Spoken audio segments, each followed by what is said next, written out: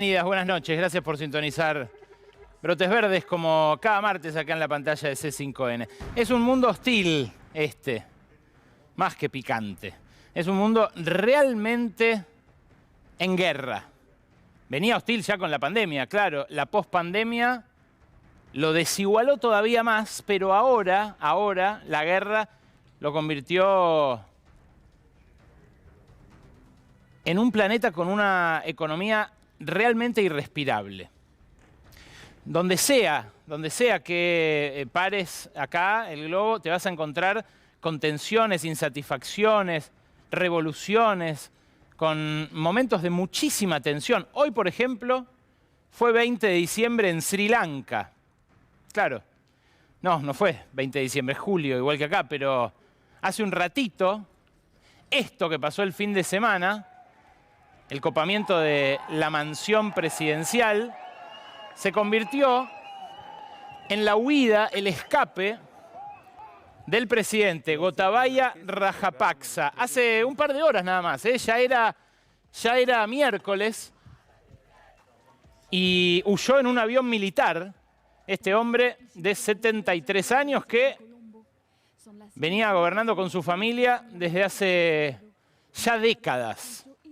Rajapaksa huyó como de la rúa en la piscina. Y la gente todavía estaba en la piscina de su mansión. No lo dejaron siquiera pasar por migraciones a Rajapaksa porque pidió una especie de salvoconducto especial y dijeron, no, usted a la cola como cualquier otro. Pero claro, Sri Lanka es un país en el cual nosotros nos detuvimos aquí en este programa mucho. Es una isla allí en el Océano Índico, una isla que igual tiene 22 millones de personas, pero que viene en crisis severa desde hace un tiempo. Si uno va ahí cerquita a Turquía, un país ya de dimensiones muy superiores a las de Argentina, lo que se va a encontrar es que el INDEC turco dio a conocer una inflación del 6,7% en junio, 78% interanual, están como un pasito adelante nuestro, y que el gobierno también tambalea de la mano de un paquete de medidas que intentan paliar el impacto de la suba de alimentos a nivel mundial. Más, Egipto acaba de recibir un rescate de sus vecinos de Emiratos Árabes Unidos, de Arabia Saudita, de Qatar, donde va a ser el Mundial, por 22.000 millones de euros para intentar contener una catástrofe humanitaria en un país que es neto importador de alimentos y que los importa muy caros. Ahí resuena la primavera árabe de hace 10 años. Es ahí donde estalló. Lo que después contagió a todo el norte de África, cientos, miles de muertos, gran represión y emergencia de nuevos regímenes también políticos. O sea, vientos de cambio muy, muy fuertes y de mucha tensión. En el Líbano, ahí cerquita, acaban de cantar 211% de inflación interanual. Están un paso bastante más largo adelante nuestro. Hay filas en todas partes, desabastecimiento, hambruna. Un escenario de catástrofe donde se conjugan luchas intestinas, luchas que tienen que ver con lo étnico, atentados terroristas internacionales, una catástrofe hiperinflacionaria que viene acumulada en Líbano, tiene una historia de mucha inflación, de muchos signos monetarios también como nosotros. Pero pareciera quedarte lejos eso. Acá en Ecuador, hace 10 días se cerró la gran marcha de la CONAIE, las confederaciones indígenas que marcharon sobre Quito y que recién, después de 15 días de mantener sitiado el gobierno de Guillermo Lasso, cesaron en sus protestas. 5 muertos hubo acá en Ecuador hace 10 días nada más. De la mano también de la suba del combustible, de los alimentos, de la falta de productos. Ese es el cuadro que ofrece el globo terráqueo cuando lo girás y empezás a ver qué pasa en el mundo. Claro, países que triplicaron su inflación de 5 a 15 son para nosotros un oasis, un bálsamo, porque nosotros estamos aumentando nuestra inflación de 50 a 70, 80, como dicen las consultoras, por ejemplo, que va a tener este año punta a punta, según releva el Banco Central. ¿Quién sabe? Hay intelectuales como el hombre que predijo la crisis de 2008, el doctor Catástrofe, Nouriel Roubini, que dicen que estamos a las puertas de un nuevo tipo de crisis. Una crisis de estanflación, como ya hubo en los años 70, o sea, freno de la economía, pero a la vez suba de precios, combinada con una crisis de deuda. Lo escribió hace 10 días. Una crisis de deuda estanflacionaria al acecho. Dice Roubini que la respuesta de los bancos centrales de subir la tasa de interés va a hacer impagables muchas deudas y a la vez va a disparar la recesión, pero no va a alcanzar para frenar la inflación, porque la inflación responde a otras razones sobre las cuales ahora nos vamos a explayar. Claro, en América Latina se están dando cambios que hasta ahora parecían impensables. Y eso alienta a muchos a creer que puede llegar a reeditarse aquella ola de gobiernos progresistas que surgió a caballo del último boom de commodities, parecido al que estamos teniendo ahora, porque estamos teniendo un boom de commodities que a Argentina le pega combinadamente, porque por un lado le acarrea más dólares por las exportaciones de granos y cereales, por otro lado le cuesta más dólares por la importación de energía. Ahora, en esta América Latina nuestra, apareció Gustavo Petro después de 40 años de uribismo. Y claro, había aparecido antes Gabriel Boric, después de una alternancia inquebrantable en el poder del Chile post-Pinochet, post-dictadura, de la derecha y la concertación de centro-izquierda, pero que era de centro-izquierda, ¿no? Boric es otra cosa. Boric vino a romper después de las gigantescas movilizaciones de Chile, de la represión de los carabineros. Bueno, Petro también surge de una gran revuelta, las asambleas ciudadanas de Colombia. Y Lula va a ganar. En Brasil va a ganar Lula. Quizás incluso en primera vuelta. Claro, uno podría atar cabos, hacer 1 más 1 y decir, bueno, acá, ¿cómo va a volver Macri? Lo que pasa, y lo que le dijo Álvaro García Linera este fin de semana a un ministro del Gabinete Nacional, a un ministro Alberto Fernández, es que no hay, él habla siempre de oleadas. Linera habla de oleadas, dice que hay momentos en los cuales la oleada empuja la movilización y otros momentos donde se retrae. ¿Qué le dijo? Mirá, esta oleada no es de progresismos, no es de izquierda, es opositora. La gente está tan enojada, está tan embroncada con lo que le pasa en todo el mundo, que dice, córranse, que venga otro. No importa si el otro, en buena medida, nos metió en este atolladero.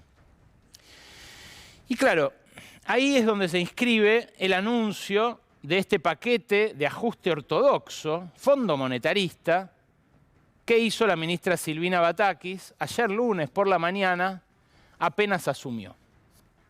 Los anuncios de Batakis no alcanzaron para calmar a los mercados. Hoy bajó un poquito el dólar paralelo financiero que se usa para sacar divisas del país. Había llegado a 300, cerró a 300 y pico el viernes. Ayer bajó unos pesitos, hoy llegó a 2.90. Pero sigue mucho más alto, igual que el blue, mucho más alto de lo que estaba cuando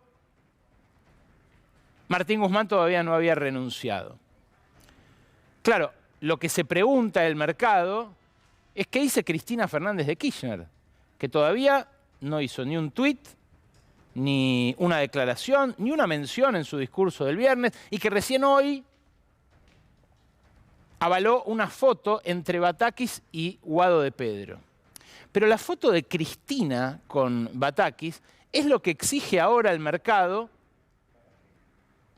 para terminar de creerle a los anuncios de ajuste draconiano que hizo ayer. Esta foto es vieja, pero lo que quisieran ver, tanto el Fondo Monetario como los financistas que ganan con el anuncio de ayer, pero que todavía no traducen eso a efectividades conducentes, lo que quisieran ver es una foto de estas actual. Todavía no la hay. Se reserva hasta ahora la vicepresidenta el derecho de guzmanearla a Batakis en el futuro. Claro, las medidas que anunció la ministra son todas a pedir del fondo. La primera es un fuerte ajuste en el criterio de gasto del Estado. ¿Qué dijo Batakis? Que va a ejecutar en función de la caja y no de lo devengado. Es decir, no le van a permitir a cada repartición pública gastar y que después el Estado le dé ese dinero, sino que en la medida en la que tengan le van a habilitar cada gasto. Centralizar la caja es el sueño de todo ajustador, de todo fiscalista, porque claro, todo pasa por la misma mano, por la misma lapicera, por la misma tijera.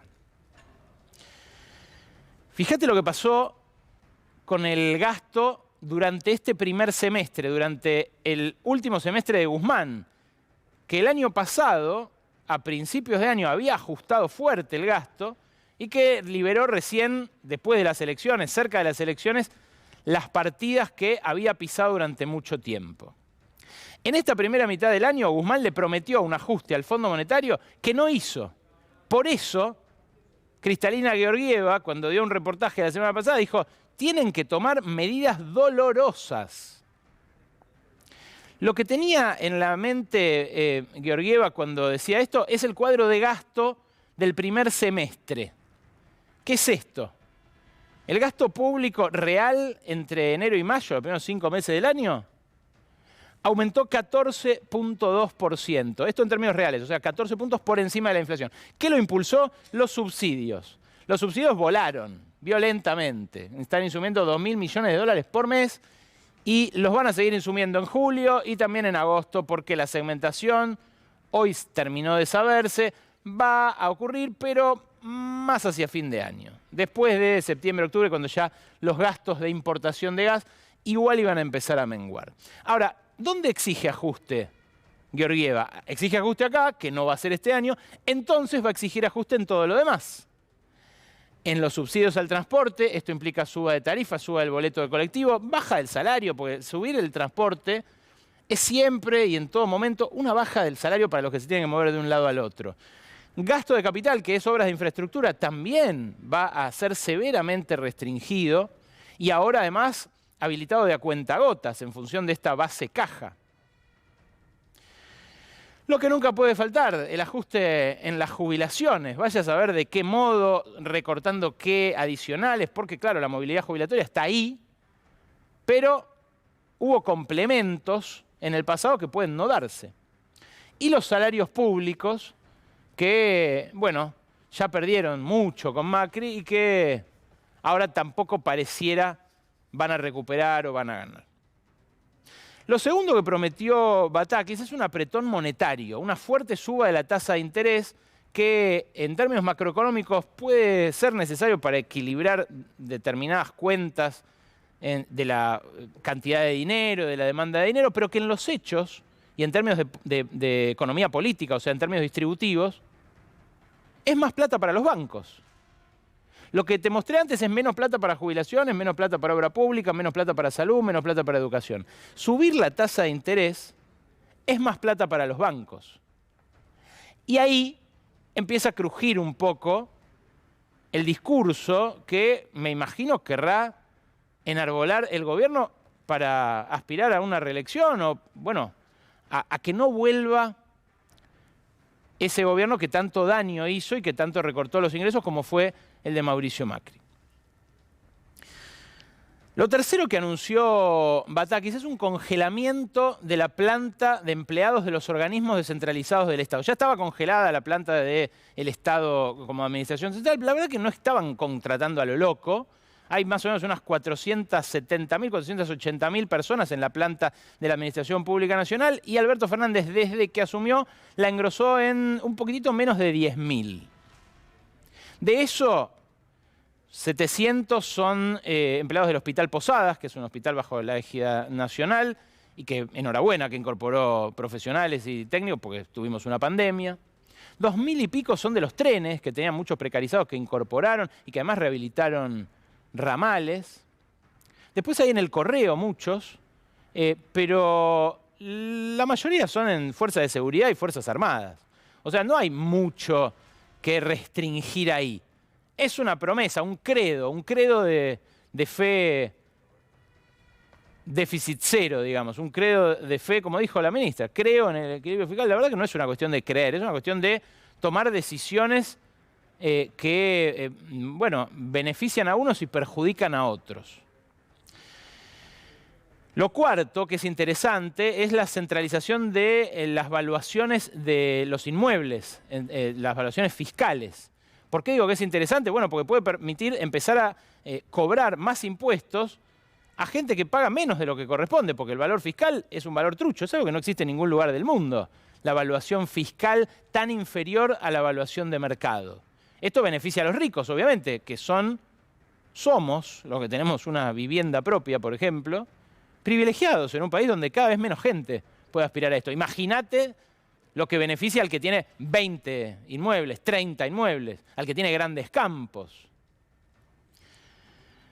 Pero igual, ese tipo de medidas de recaudar más, aún de los sectores que más tienen poder contributivo, son medidas que incentiva y fomenta siempre el Fondo Monetario.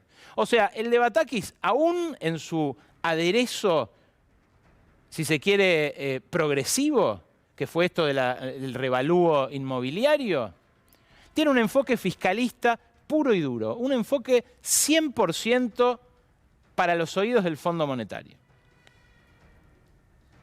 El viernes, antes de la eyección de Martín Guzmán, no este viernes que pasó, sino el anterior, Nacho Ramírez, que es un sociólogo que trabaja en campañas, pero que es muy interesante y que fue, ya les conté, el artífice de la campaña del Clio de Axel Kicillof, hizo una medición junto con la consultora P4Q, que es una medición de la percepción de la situación económica.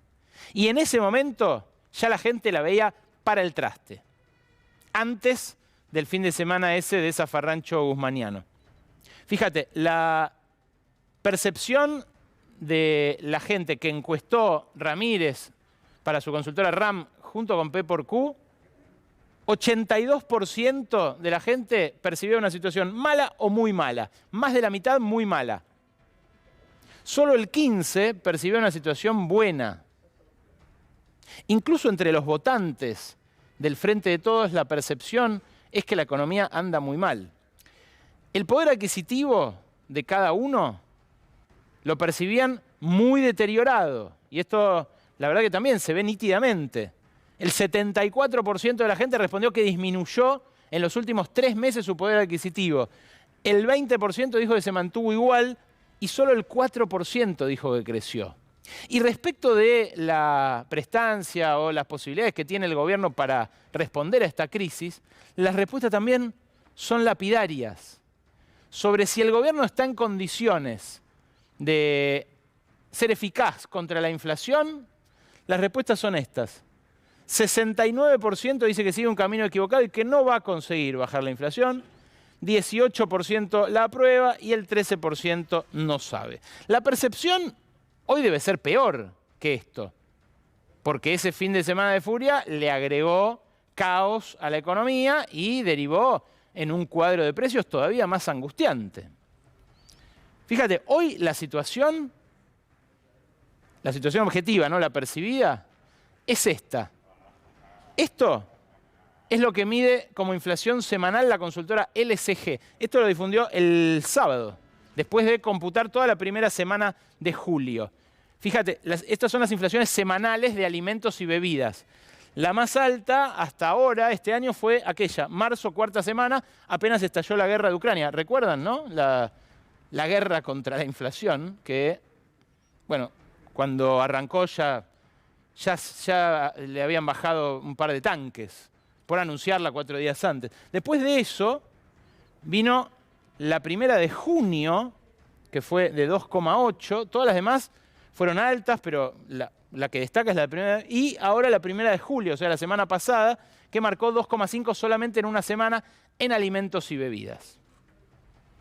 La consultora P4Q hace otra medición. Esta es muy interesante porque es la dinámica semanal, pero hace otra medición que es un scrapping de precios online. Más de 30.000 precios, que scrap quiere decir rascar, es un robot que le pusieron Manolito, es un algoritmo que agarra y promedia miles de precios que encuentra online. Y ahí lo que se ve es que hay una ola de aumentos preventivos que se desató la semana pasada a partir de la suba del dólar en los mercados paralelos, pero además un desabastecimiento tremendo. Fíjate, online en en este rubro, que es el rubro indumentaria, las zapatillas subieron 33,5% en un día. El lunes ya las zapatillas habían subido eso. Las remeras 14, los vestidos 11, casi 12, la ropa de abrigo 9. Y fíjate qué interesante, en cantidad de productos publicados cayó un 6% según el algoritmo. Si esto lo ves en artículos para el hogar, el desabastecimiento es más notorio todavía y los aumentos son igual de fuertes, ¿no? O sea, un tercio bajaron sus ofertas. Claro, la cantinela es, no hay precio, no te puedo vender, o bueno, por las dudas te cobro esto. Y ahí ves, ¿no?, los aumentos. Fíjate en alimentos y bebidas, son más pequeños, pero son todos hacia el mismo sentido. Todos para una semana son aumentos fuertes online. Claro, acá no se puede restringir tanto la oferta porque son los supermercados los que venden esto y lo tienen que vender igual. Pero este es el cuadro hoy, mucho más angustiante que el que percibía la gente el viernes antes de la renuncia de Guzmán. Antes de presentar su paquete ortodoxo, Batakis había descartado la idea de un salario básico universal, que es algo sobre lo cual vamos a hablar en minutos nada más con Nacho Levi, el referente de La Garganta Poderosa, que vino a nuestros estudios a visitarnos y a contarnos una realidad realmente muy cruda, muy tremenda, que se desató en los barrios pobres después de la pandemia. ¿Qué dijo Batakis sobre el salario universal? Se lo dijo Marcelo Bonelli el miércoles en una muy buena entrevista en su programa Dos Voces. ¿No lo ve factible en los próximos meses? No. Yo la verdad es que creo que es algo que uno tiene que estudiar bien la situación y cómo esas personas se proyectan hacia un sistema laboral, ¿sí? Yo me imagino a muchos votantes del Frente de Todos mirando esa entrevista y frustrándose, mirando el anuncio de ayer y también frustrándose, como Nanni Moretti en esa película de hace como 30 años, Aprile, no sé si la recuerdan, que lo miraba a Máximo D'Alema discutir con Berlusconi y decía, di algo de sinistra, decía algo de izquierda, D'Alema, decía algo aunque sea de sentido cívico, decía algo. Ahora habrán dicho, decía algo peronista, Batakis. Bueno, es la realidad que le toca atravesar a esta gestión, a este gobierno, producto obvio de la herencia, pero también producto de los pasos que dio en estos 2 años y medio. Y freno acá porque después me acusan de hacerle el juego a la derecha, pero ¿sabes qué? Lo que más le hace el juego a la derecha es llevar adelante políticas de derecha, ¿no? El gobierno anterior, que era de derecha, hizo algo más además de destruirnos los ingresos. Inició decenas de causas contra movimientos sociales. Así como hizo una mesa judicial para apretar empresarios, para apretar sindicalistas, también lo hizo con los movimientos sociales. Esas causas empezaron a reactivarse en estas últimas 2, 3 semanas de manera increíblemente simultánea. Mirá, muchas que estuvieron dormidas durante años derivaron en estos allanamientos que estás viendo ahí. Justo después de los 3 discursos donde Cristina criticó a las organizaciones sociales. No digo que la justicia le responda, está a la vista que no. Pero está claro que el clima político cambió y que allanamientos en comedores comunitarios, en merenderos, en bibliotecas populares, es algo que de repente empezó a ser moneda corriente. ¿Es la justicia aprovechando un nuevo contexto político para blindar al gobierno que venga después? ¿Busca esa misma justicia custodiar por una cuestión clasista el ajuste que anunció Batakis? ¿Hay acaso una nueva mesa judicial contra las organizaciones sociales? No sé, mirá, yo veo esto que estás viendo, fueron 16 allanamientos en Jujuy, por una causa de 2019 de Stanley, pero lo sufrieron la corriente clasista y combativa, barrios de Piela, Tupac. Acá en la ciudad y en la provincia de Buenos Aires también, sobre todo contra la CCC. Y ojo, no son solo causas del macrismo, hay causas nuevas también. Hay causas que se armaron ahora contra la organización de Juan Grabois, por ejemplo, causas federales, causas por extorsión. Una causa de la jueza Capuchetti contra Eduardo Beliboni y Gabriel Solano, que los puede poner presos por extorsión. En cada uno de estos allanamientos, además, la policía o las fuerzas de seguridad se llevan un montón de plata porque hay aportes que contribuyen las personas que participan en las organizaciones para solventarlas, que no se pueden formalizar, porque no les dejan hacer un descuento como los descuentos sindicales. Y ustedes miran, ¿es igual que un sindicato, una organización social? No sé, lo voy a hablar ahora con Nacho Levi. Pero lo que está claro es que estos allanamientos hace un mes no pasaban. Y ahora son moneda corriente. Y está claro también que estos allanamientos y estas causas nuevas calientan un caldo muy espeso en víspera de movilizaciones que van a ser masivas. Mañana hay 150 asambleas en distintos barrios. El jueves hay una gigantesca movilización, Congreso, Plaza de Mayo.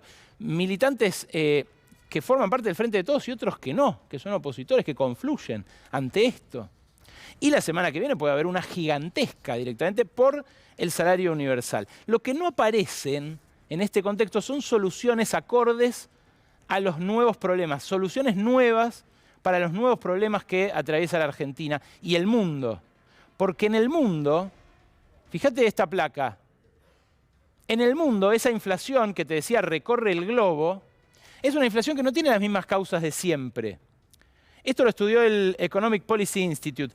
De la inflación promedio de 1979 a 2019, los costos laborales participaban en un 61%, es la barrita celeste. Los costos no laborales en un 26% y las ganancias en un 11%. Ahora la inflación de estos últimos 2 años es toda ganancia corporativa. Y esto lo ven los líderes mundiales. Esto es algo que, por ejemplo, hoy llevó a Pedro Sánchez, al presidente del gobierno español, a anunciar lo que ya antes hicieron como 6 o 7 países europeos, que es un impuesto a la renta inesperada. ¿Cómo lo dijo Sánchez? Así, míralo. Este impuesto a las grandes entidades financieras tendrá una duración de 2 años y se estima que podremos recaudar en torno a 1.500 millones de euros al año. Se habla a menudo de los beneficios caídos del cielo, pero en realidad no son tales. Los sobrebeneficios no caen del cielo, salen del bolsillo de los consumidores que pagan los recibos. Y este Gobierno no va a permitir que el sufrimiento de muchos sea el beneficio de unos pocos. Acá el presidente nos dice que no puede anunciar, por ejemplo, un proyecto de ley para aumentar retenciones porque le harían un tractorazo o porque rebotaría en el Congreso. La oposición, muchísimo peor, nos dice que hay que eliminar el impuesto a la riqueza, el impuesto más justo del sistema tributario argentino. Esto lo firmó una parte del macrismo, el ala extrema del macrismo, la extrema derecha, y la ultraderecha de Javier Milei, Victoria Villarruel y demás. Busca eliminar el impuesto a los bienes personales. Quiero aclarar algo, el impuesto a los bienes personales aportaba 1 y pico % antes de Macri de la recaudación. O sea, lo paga muy poca gente, cerca de 1 millón de personas, es una alícuota muy baja y tampoco recaudaba tanto. Pero de ese 1% Macri lo llevaba a menos del 0,4%. Después, cuando este gobierno asumió y lo restableció, pasó a contribuir con un 2,5%. Es un buen impuesto. Lo quieren eliminar. No se paga ni por la casa que habita la persona, no se paga por las tenencias de acciones, de bonos, de plata en cuentas. Se paga por los dólares en el colchón o por la que tienen afuera. Y sobre eso no quieren tributar. Primero yo, después yo y las migas para mí, como dice el indio. Ya lo dijimos varias veces, pero es así. Es eso. Estos 20 diputados lo que dicen a la mañana es que la culpa de la inflación la tiene el déficit. Pero a la tarde proponen engrosar el déficit bajando los impuestos, como hizo Macri cuando asumió, bajó las retenciones y disparó el déficit por las nubes. No es casual que esto pase. No es casual este envalentonamiento. No es casual que mañana, a pesar de los privilegios que ostentan y a pesar de que nadie les tocó un solo dólar de esa ganancia extraordinaria, vayan a marchar y a bloquear la comercialización las entidades patronales del campo. No es casual ese envalentonamiento frente a la acción oficialista, porque, como en todo, huelen sangre y van por el bife. Es obvio. A veces, peor que perder una elección, es perder el rumbo.